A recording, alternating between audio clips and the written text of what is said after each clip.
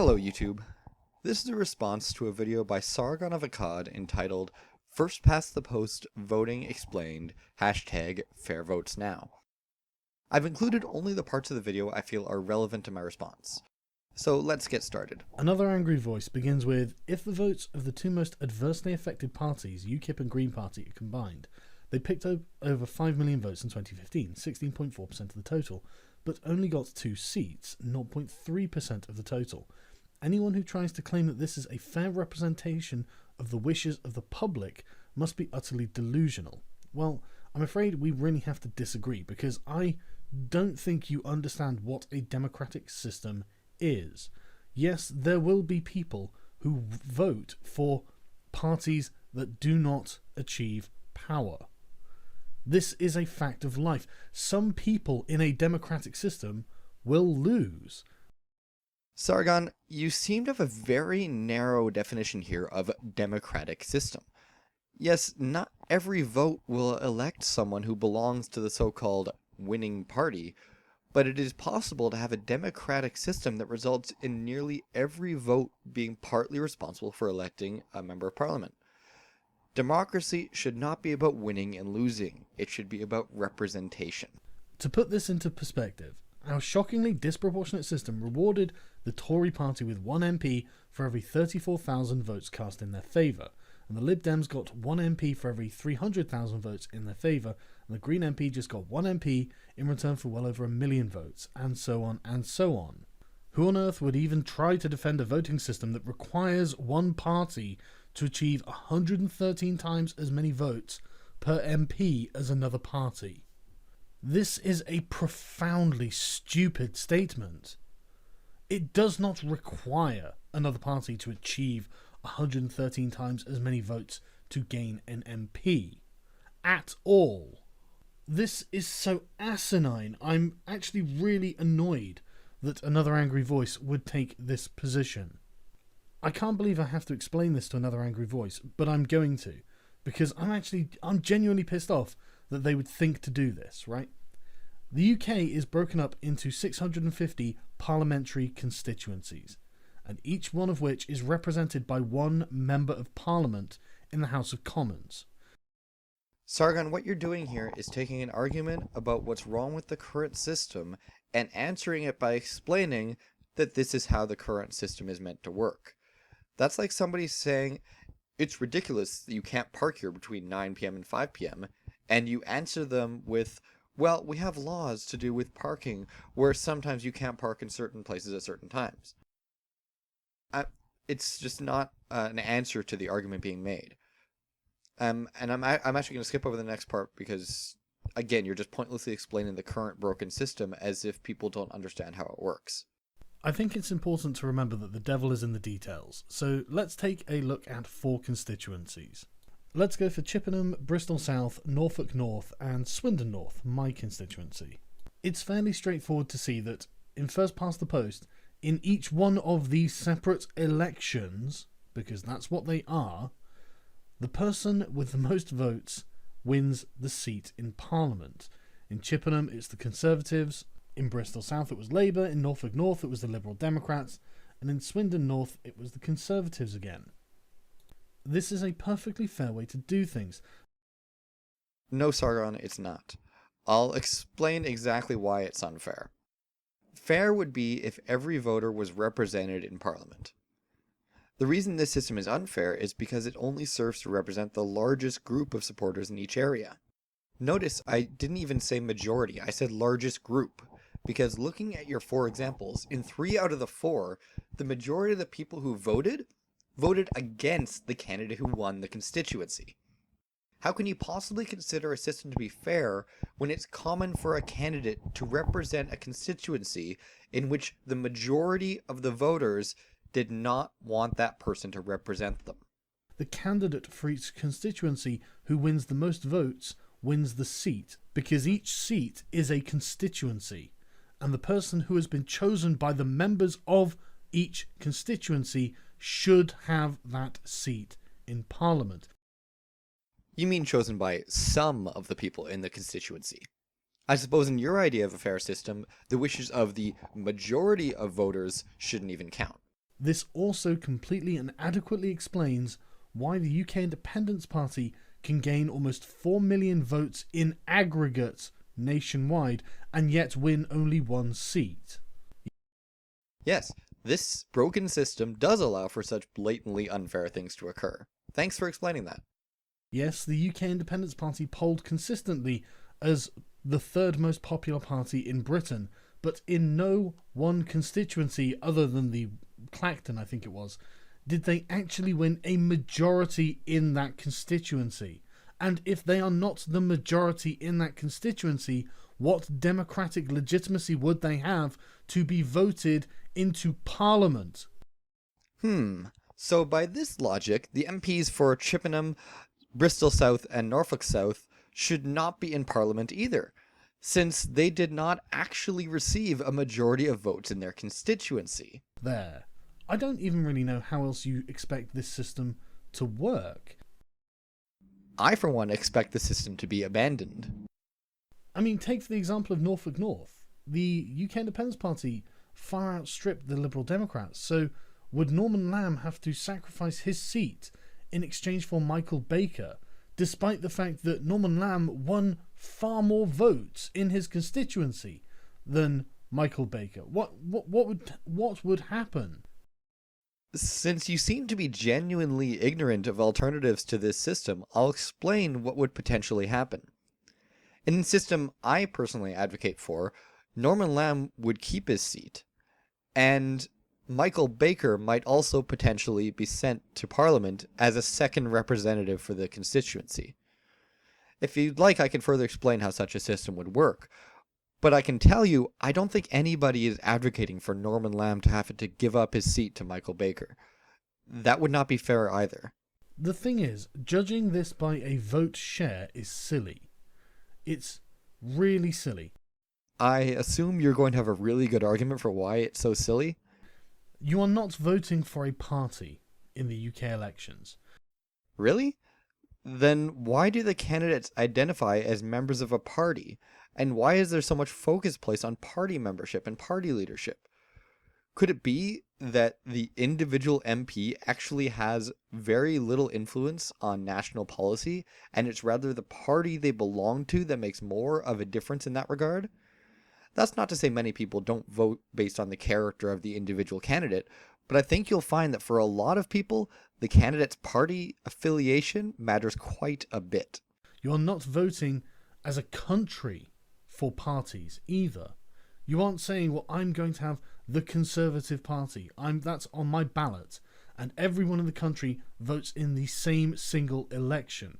What you see is the aggregate of 650 different elections across the country, and out of those minor constituency elections, 331 of them voted a Conservative candidate to become their Member of Parliament. Yes, that's exactly how this idiotic system works. So despite the fact that results of these elections are treated as a single election, and the winner represents the entire country, the method for achieving this result is treated as hundreds of mini elections. I know this is the system you were raised in and you're used to it, but can you not see how insane this is? So you have these mini elections in which the winner often has received less than half the votes. Then you add up all these mini elections, and whichever party won the most usually gets all the power, despite the fact that, again, of all the people who voted in the mini election, most did not even vote for that member of the party.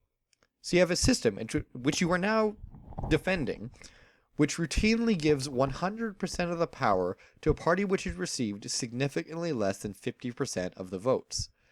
Do you not see the unfairness of this system, Sargon? That means to represent that constituency in Westminster. This is why the Scottish National Party can have a relatively low vote share, but win lots of seats. They're obviously going to win all of the Scottish seats, despite nationally having a very small percentage of the overall vote.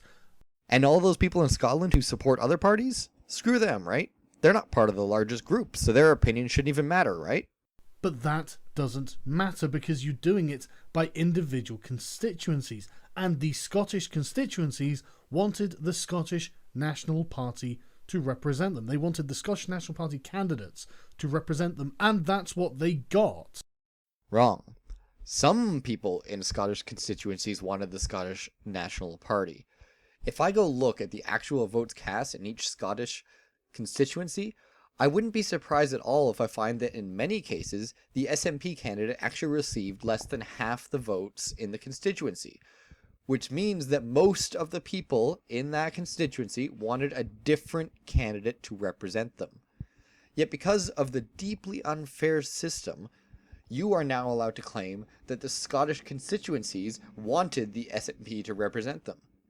And even if they did get 50% plus, the best you can say is that most of the voters in the constituency wanted the SNP to represent them.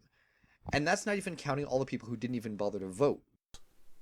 I don't like that the Conservatives got a majority. I don't like that anyone votes for the Conservatives. But there is no getting around the fact that most people did. Really? Actually, the Conservative Party received, at last count, 36.9% of the votes cast. So we can say with absolute certainty that most people did not vote for the Conservative Party. Yet they're still going to get 100% of the power, as if most people voted for them. In each individual constituency, the majority of people voted Conservative in the ones that they won. Again, I think this is wrong. Majority implies 50% plus 1, which is not the case in many constituencies. That is completely fair. Yes, if what you were saying were true, it would be completely fair. That so many people voted for UKIP does not mean that UKIP were hard done by. It just means that in each individual constituency, UKIP didn't get the majority of the votes. Saying that does not disprove that UKIP were not hard done by. Explaining why the results are unfair does not magically make the results fair. That is the nature of a democratic process. No, that's the nature of the first past the post system, which is not synonymous with democracy. It's just one of the many systems that can be used in a democratic society, and honestly, it's one of the worst. You vote for one person. Now, we could discuss alternative voting methods and whatnot, but I'm not really interested in doing that. I'm interested in addressing your claim that for some reason this wasn't fair, and it absolutely was. Well, I've just shown you that it wasn't even close to fair, but I find it kind of funny that you're not interested in discussing alternative voting methods, because I'm pretty sure that this is what this is all about. The current system is unfair, thus we need an alternative method. You've pretty much been arguing against the adoption of an alternative method here by claiming that the current system is completely fair. People who vote for candidates who don't win are not getting screwed. Care to explain that? If someone doesn't support the candidate who won their constituency, they essentially have no representation. I think it's pretty fair to say that someone who participated in democracy and received no representation is being screwed. You are looking at this from back to front.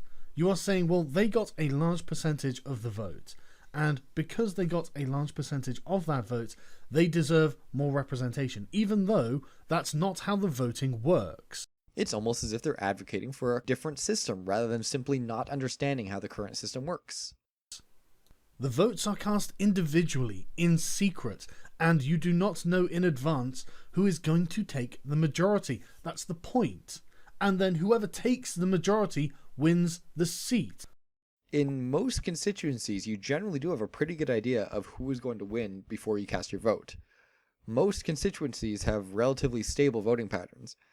You may not know for sure who's going to win, but you can be relatively sure at least who's not going to win. Looking at the situation from a perspective of votes per elected MP is asinine. It doesn't give you a realistic and accurate representation of the situation on the ground in each constituency. No, but it does effectively illustrate how broken the current system is. I'm going to skip the boilerplate to address a comment you made after the video was published that clarifies your view a bit. I knew this video would get me in trouble. It seems I best give some clarifications here. I'm not saying that first past the post is the best system, but it's certainly not unfair, under the current system that UKIP received a large overall amount of the vote and yet did not win many constituencies. The UKIP vote was large but broad and diffused across the country, whereas, for example, the SNP was localized and concentrated. It should have been expected that UKIP would have failed to overturn the major parties across the board per constituency. They did not hold the highest number of votes. The point I was trying to make is that the system is designed to work this way, so it should have come as no surprise. No, it shouldn't come as any surprise. But the point I'm trying to make to you is that just because the system is working as intended does not mean that that system is fair. I understand you don't think you're defending the current system, but when you claim that it's fair, despite the fact that it's clearly not, you are indeed defending it. Also, I think it's worth remembering the benefits of the first past the post / constituency system. It allows for cases such as the SNP to occur. You seem to think that first past the post is the only system that would allow for the SNP to occur. And if the SNP doesn't actually represent a majority of even Scottish people, how can you claim that the SNP results are a good thing? I have long been a proponent of choosing a new system, but some really silly things are being said. A lot of people voted for parties that didn't get seats. Well, yes, this is inevitable in the system we have. Only a minority of people voted for the winning party. Well, yes, of course, that's basically how every three-party plus democracy has ever worked. I think people are viewing it as a system not operating as intended, and this is incorrect. This is exactly how the system is designed to operate. I think you're actually misinterpreting what a lot of people have been saying. When someone says, a lot of people voted for parties that didn't get seats, they're generally not expressing shock as much as they are expressing outrage at how unfair the current system is. They're making an argument for the abolishment of the current system in favor of a more fair one. And by arguing against them, what it seems like you're doing, at least, is defending the current system. Now, I'm generally a big fan of your videos, Sargon, but I think you were way off on this one. I'd absolutely love the opportunity to discuss this further with you if you're at all interested. And also, anyone that's watching is welcome to leave comments, to like, dislike, share, or subscribe. And I wish you all the best.